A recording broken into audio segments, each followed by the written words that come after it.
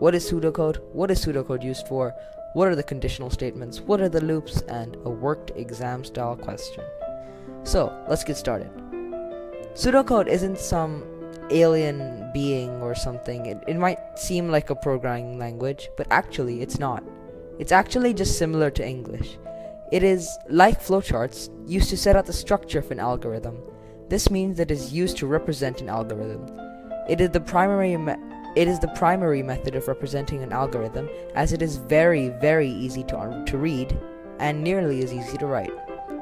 By the end of this video, you should be able to answer all the questions and be able to successfully write an answer to a pseudocode exam style question.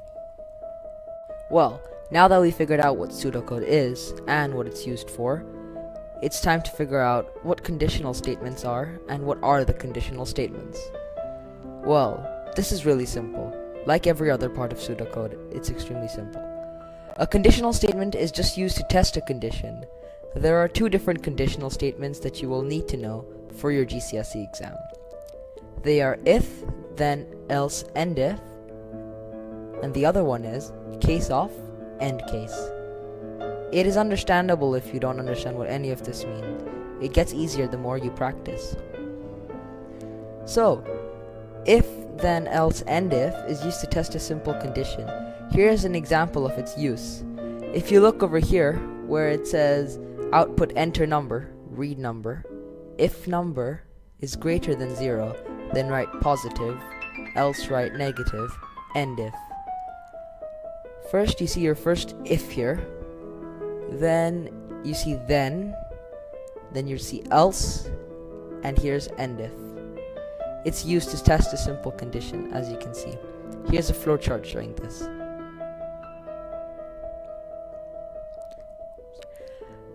The case of end case statement is used within particular boundaries. For example, for a class grading system. Look here.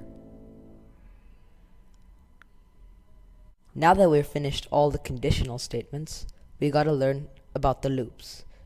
The loops are the most important part, as using the correct loops in the correct situations will get you the highest marks and the highest grades.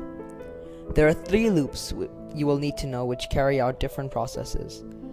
The first loop you'll need to know is for to next, which is used when the number of repetitions is known in advance. Take a look at this example. For count is equal to 1 to 10, input number, total is equal to total plus number, next count.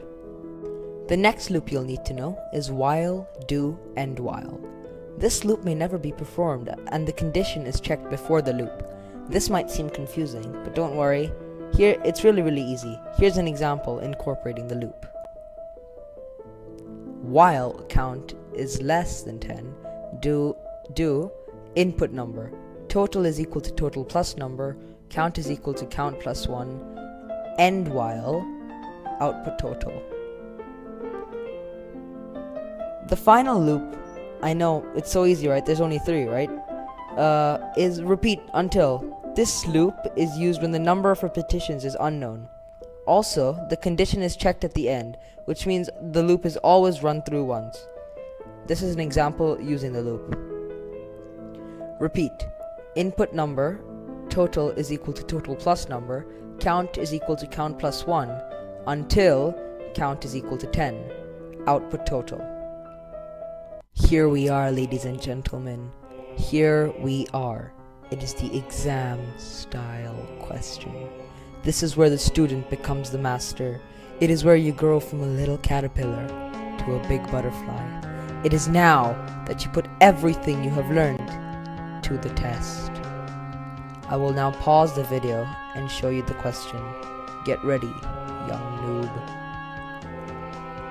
Here is your question. Write an algorithm using pseudocode which inputs the population and land area for 500 countries, calculates the population density for every country, outputs the largest and smallest population density, and outputs the average population for all 500 countries. Don't forget to initialize the variables at the beginning. This is the hardest exam style question you would probably get in any GCSE test.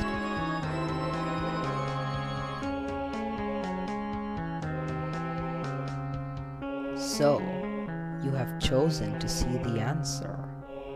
The answer lies right here. If you're willing to see it, do not pause the video. Okay, here we go. This is the answer. If you have something similar to this, it would also be correct. If you have something not similar to this, then it would be best to check with your